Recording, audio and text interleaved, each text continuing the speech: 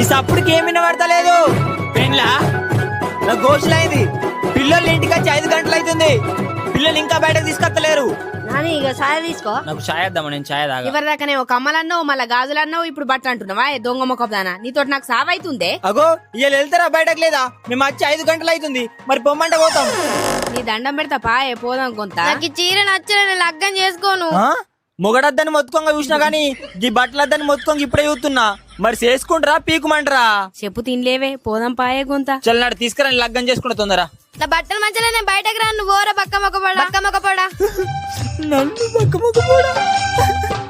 నాని ఛాయ్ తీసుకో. నాకు అర్థమైంది. అడే నీ సావని నాకేంది? ఇంకా దాన్ని తీసుకురండి, దౌడలో తీసుకురండి దాన్ని బయటకు. నాని నాకున్నది ఒకతే బిడ్డ. మరి ఆ తాళి తీసుకురాపోరు, ఈయనే కడతా. అయ్యో అల్లుడు 1,00,000 రూపాయలు పెట్టి పంది రేపిచ్చిన ఎట్లా నాని పోటువలు. అడే నీ సావని నాకేంది? ఇంట్లో లగ్గం చేస్తే పోటువలు మంచిగా రావు నాని. అద్దు నాకు మంచి బట్టలు తెచ్చాక నేను లగ్గం చేసుకోను. ఇగో నాని ఛాయ్ తీసుకో.